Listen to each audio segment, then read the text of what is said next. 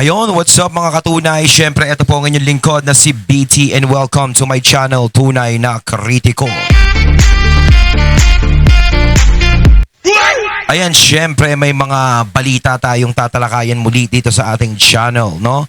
Hindi pa rin nahuhupa ang mga kainitan ng mga balitang nandito, no? Ng mga sasalubungin natin. So, ito yung mga pag-uusapan natin. Attorney Lambino, Senate siege. Isang bangungot at political ang motibo. Ayan. At ito naman yung kay Attorney Harry Roque, no? Sabi niya, kaguluhan sa Senado, bahagi ng planong pagpapatalsik kay VP Sara Duterte. Palala na ng palala, no? Talagang lahat dito kumukonekta sa impeachment ni VP Sara. At ito pa yung isang pag-uusapan natin, yung mga supporters ni VP Sara ay sumugod na, no? Talagang sumugod na sa Senado at syempre nagpapahayag ng kanilang suporta kay VP Sara. Ayan, so wag na natin pagtagalin at sabay-sabay na nating panoorin ang laman ng mga videong ito at bigyan natin ng reaksyon. Pasok! Ako ay sumasang-ayon doon sa nangyaring kaguluhan dyan kagabi ay ito ay nagiging isang bangungot sa sambayan ng Pilipino. Ano po ang inyong komento doon po sa naging Senate siege? Mismong si Senator Amy Marcos ang nag-describe na siege po ang nangyari sa mataas na kapulungan ng Kongreso. Si Attorney Lambino. Well, tama si Senator Amy dyan at yung mga senador na nandoon sa Senado kagabi doon sa nangyaring talaga naman pong nakakagulat, nakakagimbal at nakakatakot. Biro mo, for the first time, magkakaroon ng putukan sa isang institusyon na tinatawag po natin na one of the three major departments or branches of government. Ito pa masama dyan, may lumalabas na balita na scripted lang daw yung mga nangyari dyan sa Senado na putukan. Alam nyo, sa totoo lang talaga, yung mga kalaban, yung mga gustong sumira, yung mga talagang gustong manaig ang kasamaan, ay talagang patuloy na hahanap ng ebidensya para makakita sila ng malawak na butas para masira ang Senado at ang bagong liderato ng Senado. Sa totoo lang, parang nakikita natin ganito 'Di ba? Although may nilalabas na silang mga kuha sa CCTV na yung mga osaa, parang nagpapaputok daw sa hangin, parang mga gano'n. Yung mga parang wala naman silang pinapuputukan. Hindi ko naman sinasabing nandoon ng no? Pero ano yung palabas na yon? Baka naman yung sinasabi nila na kaya nagkaroon ng putukan para makatakas si Senator Bato. Sa totoo lang talaga, napakalawak ng isip ng mga taong nagbibigay ng mga ganong idea. Grabe sa pagkalawak ng isip. No? Parang utak ni Trillanes, no? Grabe. Ang Senado, ang nakikita natin na siyang naiiwan na lamang na ahensya ng gobyerno na pwedeng maasahan ng ating mga kababayan na manatiling independent.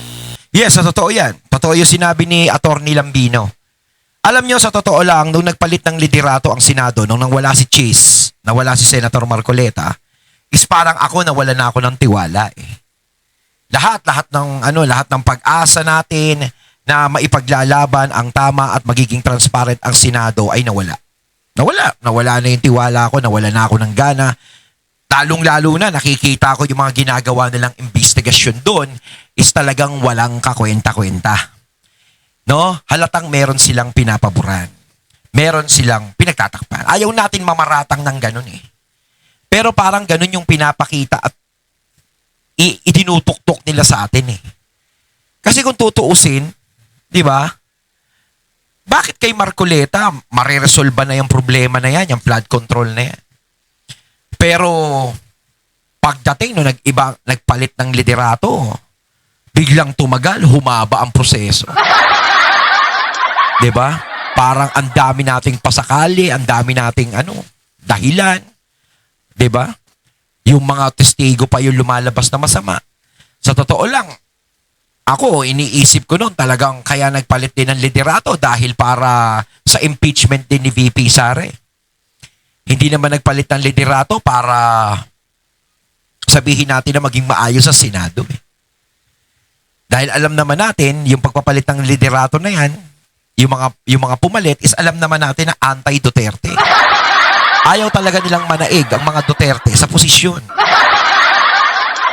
At isa pa, siyempre, kapag na-impeach ang Vice President, sino ang papalit na President? Sino ang papalit na Vice President? Correct me if I'm wrong, mga katunay, di ba ang Senate President? Correct me if I'm wrong, di ba? Correct me if I'm wrong. Na hindi basta-basta susuko so anuman ang mga pressures na tinatanggap ng mga ibang ahensya ng pamahalaan. Lalong-lalo na ngayon na nagkaroon nga ng panibagong liderato dyan po sa Senado. At yan po siguro ang isang dahilan ng motibo kung bakit gusto nilang mahuli si Senator Bato o kaya mabago muli yung liderato ng Senado dahil sa mga ibang mga politikang kadahilanan. Ang tingin ko dyan kasi, yung ginawa dyan po sa Senado ay hindi lamang ay yung paghuli kay Senator Bato ang kanilang gustong mangyari dyan. Primarily, ang tingin ko, ay ito ay nauukol doon sa nabibinbin o nakaambang impeachment case kay BP Sara para magkaroon ng trial. At sa tingin po nila, dahil ang nakaupong Senate President ngayon ay si Senator Alan Peter Cayetano at yung mga 13 senador plus may 2 independent ay mamimiligro talaga yung impeachment, hindi magkakaroon ng conviction. Yun ang mga Yun talaga. Di ba? Yun ang iniisip nila na mamimiligro talaga yung impeachment. Kaya nga kahit na is parang kumikilos na din sila para mapigilan yung ganyan. 'Di ba? Syempre hindi naman nila inaasahan na talagang magkakaroon ng palitan ng liderato sa Senado Talagang yung biglaan na pagdating ni Senator Bato ang bumuliglig sa kanila. 'Di ba? Doon sila nabigla dahil buong akala nila hindi mapapalitan. So eto ngayon nung napalitan ng liderato ng Senado, may mga naririnig tayong usap-usapan na parang gusto na naman palitan ang Senate President. 'Di ba? Kaya talagang parang lugi talaga sa panahon na to dahil alam naman natin kasi administrasyon ngayon. Kung sino 'di ba? Dahil kailan ba naman pumabor ang kalaban sa kalaban? 'Di ba? Kasi kung maabsuelto si BP Sara dyan sa impeachment, talagang tatagilid ang bangka nila. 'Di ba? So para hindi tumagilid ang bangka nila, kailangan matuloy ang impeachment na yan. At kung kinakailangan nga mabawasan ang boto ni BP Sara na no to impeachment, gagawin 'Di ba? Kung kinakailangan mas lumamang yung mga taong gustong mag-impeach kay BP Sara, gagawin nila yan. 'Di ba? Analysis ng karamihan ng mga nakakaalam kung ano ang political situation sa ating bansa. At pangalawa, syempre ang malaking kinatatakutan dyan, yung final and conclusive investigation and outcome ng flood control scandal or massive corruption. Kaya ang tingin ng nakakarami dyan, at ako ay sumasang-ayon doon sa nangyaring kaguluhan dyan kagabi, ay ito ay nagiging isang bangungot sa sambayan ng Pilipino.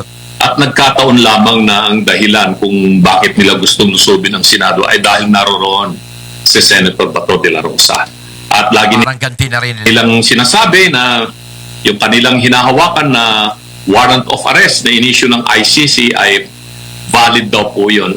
Batagal ko na po sinabi yan noon pa nung hinuli nila si Tatay Digong last year na hindi po yun tama. Dahil suriin man natin yung Rome Statute, suriin natin yung umiiral nating batas dito, Republic Act 9851 at saka ibang mga batas po natin, maliwanag naman po yung tinatadhana ng ating batas. At kahit na doon sa Rome Statute, pag pinagkumpara mo o kaya pinagsama mo yan, ay maliwanag na ang warrant of arrest ay kailangan issue ng local court. Yes, tama yun. Hindi po yung court sa ibang bansa na siya ang mag-uutos sa ating pamahalaan para takpin ang isang Pilipino at isuko sa kamay ng Yes. mga kanya. So yun po yung aking opinion po dyan at ang aking analysis na nangyari kagabi. Nadinig natin si Attorney Lambino, no? Talagang sinabi niya dito na talagang wala namang karapatan ng ICC sa atin na mandampot ng kung sino-sino o magpadala ng warrant of arrest dito sa atin. Dahil wala naman talaga silang jurisdiction dito sa atin. So kung talagang sinasabi nila na legal, no? Talagang ano yung legal na yan, yung warrant of arrest kay Senator Bato, is kailangan dalin pa rin nila sa korte dito sa atin, sa Pilipinas. Kailangan dito muna padaanin. Ganun lang naman kasimple. Yun lang naman ang gustong mangyari. Diba? Kasi parang sinasabi nila dito, nung mga taong gustong naghamon kay Senator Bato, na gusto siya sumuko ka na. Diba? Yan ay warrant of arrest eh. Bakit mo tinatakbuhan? Kaya niya tinatakbuhan yan. Hindi naman yan warrant of arrest dito sa bansa natin galing. Sa ibang bansa yan. Sa tingin nyo ba, kung dito sa Pilipinas nanggaling yung warrant of arrest na yan, kung inaprubahan dito sa korte sa atin yan, sa tingin nyo ba tatakbo pa si Bato? Sa tingin ko hindi na eh. Hindi na para magtaguyan. Diba? So ito yung pangalawa nating pag-uusapan mga katunay. Ito yung kaguluhan sa Senado, bahagi ng planong pagpapatalsik kay VP Sara Ani ni Attorney Harry Roque. Ibinunyag ni Attorney Harry Roque na ang kaguluhan sa Senado ay bahagi ng planong tanggalin si Vice President Sara Duterte sa pwesto at siguruhin ang pananatili sa kapangyarihan ni Marcos. Ang detalye ng balita mula kay Prince Tripoli. Nasasalaula po ang Senado ngayon bilang simbolo ng demokrasya ng Pilipinas. Ang kaguluhan sa Senado ay bahagi ng isang malaking larawan o script na ang layunin ay buwagin ang hanay ng mga Duterte. Ito ang interpretasyon ni Attorney Harry Roque, dating spokesperson sa Malacanang, sa mga huling kaganapan sa loob ng Senado na tinawag niyang pagsalaula sa demokrasya ng bansa. Sa totoo lang yung kaguluhan sa Senado na nangyari na yan, pwedeng ibato kay Senator Alan yan. O pwedeng ibato nila kay Senator Alan, pwede nilang ipanglaban kay Senator Alan yan. Diba? Yan lang naman yun. Kaya ang sinasabi natin dito, kung yan ay scripted o plano nila Senator Alan, ano yun? Parang nilubog ni Senator Alan yung sarili niya sa kumunoy. Gumawa siya ng bagay na ikasisira niya sa sarili niya. Diba? Kasi alam naman natin dito kung kanino magke-credit siya. Diba? At alam naman natin dito kung sino ang mapapahamak dyan kapag nangyari yung ganyang kaguluhan. Siyempre, ang mapapahamak dyan si Senator Alan. Sa kanya papasan ang problema na yan. Sa kanya masisisi ang nangyaring problema na yan. Ganun yan eh. Sabihin pinabayaan, sabihin ganito, ganyan, ganto, ganyan, ganyan. Bakit nagkagulo? Naging Senate. Ganun lang yan eh. So hanggang sa maalis siya sa pwesto, hanggang sa pagtulungan. Kita nyo Senate President, walang kakwenta-kwenta. Gaganunin. Maaring ganun. Diba? So, para sa akin, yung sinasabi nila na si Senator Alan daw, parang isa sa mga parang plati, hindi eh. Hindi ganun katanga ang isang Senator Alan at alam natin na isang magaling na abogado nagagawa ng ganyang klaseng palabas. Di kaya yung gumawa ng palabas na yan, nako. Yung mga taong gustong ma-impeach si Sara Duterte. Siyempre, pag alam natin, napalitan ang literato ng Senado, mawala si Senator Alan, alam na natin mangyayari. Diba? Magkakaroon ng impeachment at alam natin na 100% baka ma-impeach si VP Sara. Yun naman ang gusto nilang mangyari, ang manatili sa kapangyarihan, mapagtakpan kung ano ang dapat mapagtakpan. Diba? Ay, nako. Huwag natin kakalimutan na mga pangyayari sa Senado ay kabahagi ng mas malaking larawan. Nais nilang talagang mapatanggal si Inday Sara Duterte nang sa ganon mawala ng banta ng Marcos Forever Part 2. Dagdag ni Roque, ito ay simula na ng pag-atake sa mga kaalyado ng Vice Presidente sa Senado. Bukod anya sa tangkang Gaya ngayon, nakikita natin yung mga balita. Si Ombudsman, ginagamit na ang pagka-Ombudsman.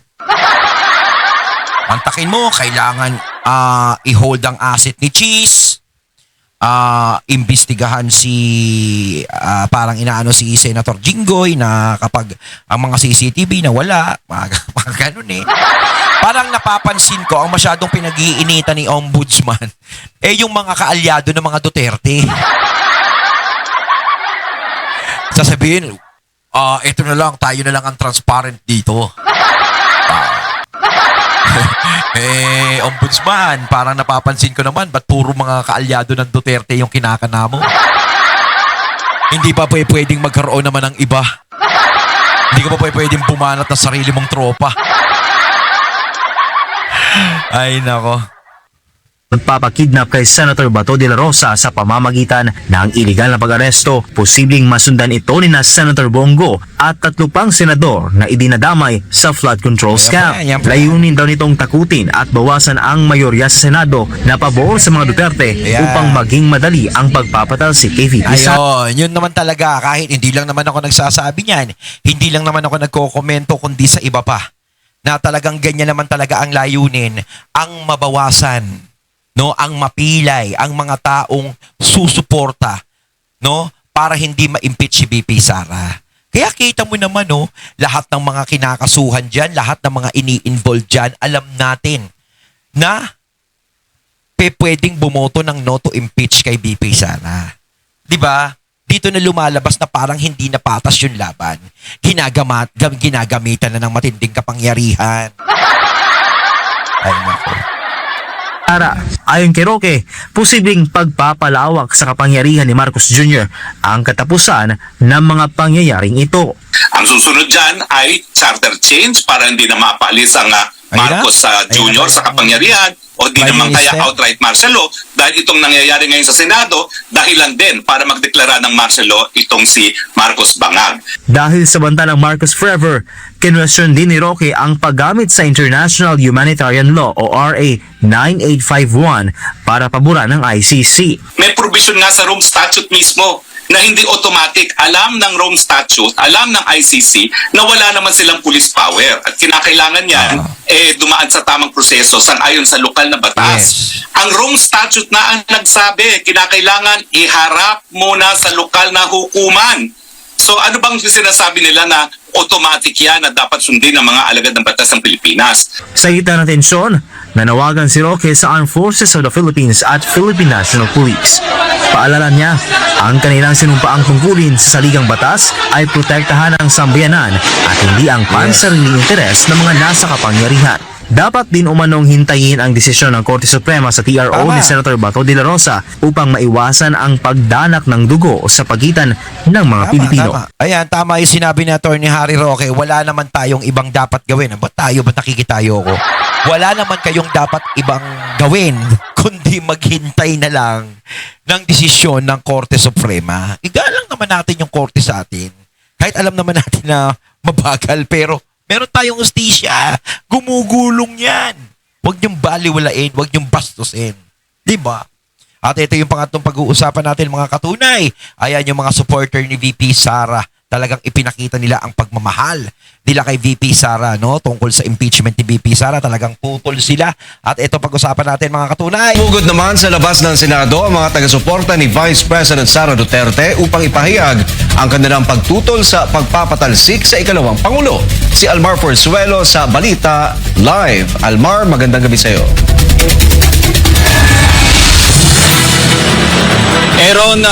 Aaron, magandang gabi. Sinisigaw nga ng mga taga-suporta ni Vice President Sara Duterte ang kanilang paniniwala at pag-asa na hindi matutuloy ang pagpapatalsik sa ikalawang Pangulo. Sana nga. Nakarating na sa Senado ang Articles of Impeachment laban kay Vice President Sara Duterte mula sa Kamara. Bagamat nagkaroon ng gulo sa loob ng Senado, kinumpirma ni Senate President Alan Peter Cayetano na magpo-convene ang Senado sa susunod na linggo. Kasunod nito, sumugod sa harap ng Senado ang mga taga-suporta ni VP Sara upang ipahayag ang kanilang pagtutol sa impeachment laban sa ikalawang Pangulo. Bitbit ang mga karatula, inahayag nila ang mga saloobin laban sa kasalukuyang administrasyon. Actually, nandito kami syempre para magkaisa, magsalita, express yung feelings namin. At saka syempre, dahil sa nangyayari po sa Pilipinas ngayon, at saka sa mga nakaupo, na inuuna nila yung impeachment ni VP Inday Sara, yung paghuli kay Senator Bato, na dapat yung kanyang paglilitis dito na lang gawin, di ba? Oh, kita nyo naman, sa dami ng problema ng Pilipinas, yan yung inaasikaso nila. Alam niyo, sa totoo lang, no, kapag si VP Sara is na-impeach yan, ang dami talagang magpipiesta. Ang daming matutuwa. No, madami talagang matutuwa. Siyempre, buong akala naman nila kasi talagang, uy, wala na. Wala nang hadlang sa atin. Wala na tayong tinik sa lalamunan natin. Diba? Wala na tayong hadlang sa mga magagandang plano natin. Ang mga bulsa natin ay hindi hihinto sa pagtaginting. Diba? Ganyan yan. Pero hindi nyo ba naisip sa mga sarili nyo, mga kapatid? Mga kapatid! Ganyan na ba kayo kaeng-eng?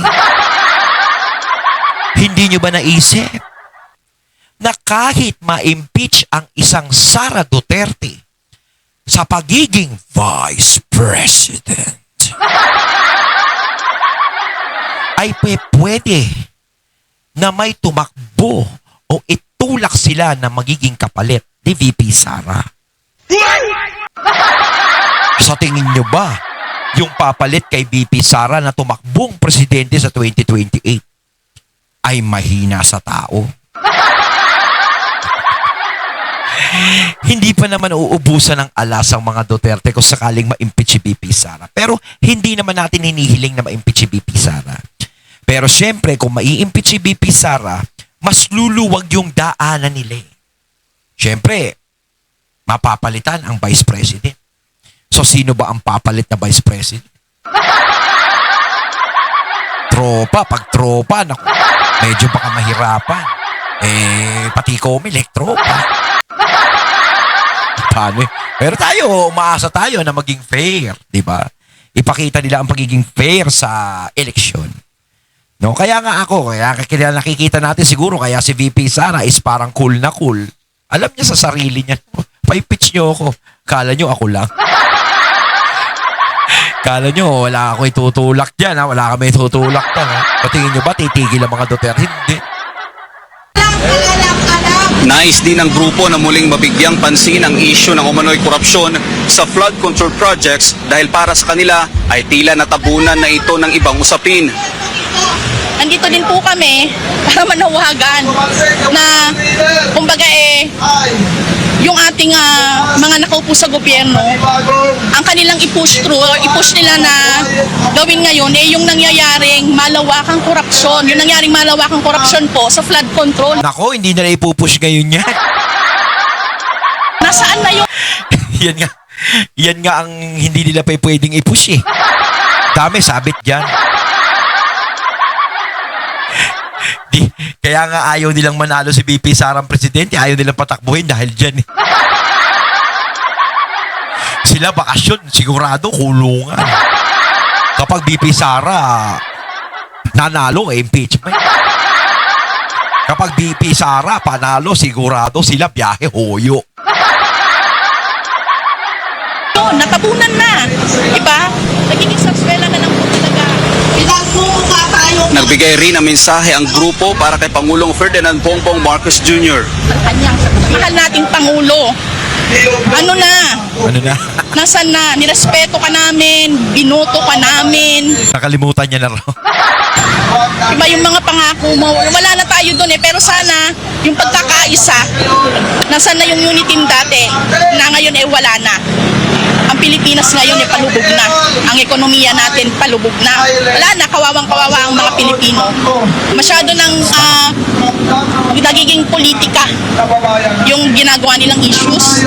Hindi na yung talagang para sa Pilipinas. Yun, natunghayan natin yung mga taong sumusuporta kay VP Sara. Ayan, palakpakan natin sila. At sana nga, hindi ma-impeach ang ating butihing Vice President. No? Magdilang anghel sana tayong lahat na hindi mangyari yon. No? Kaya mga katunay, anong masasabi nyo tungkol sa mga balita na ating inihain sa inyo? Comment lang po kayo sa comment box. So once again, I'm BT and I'm out. Peace.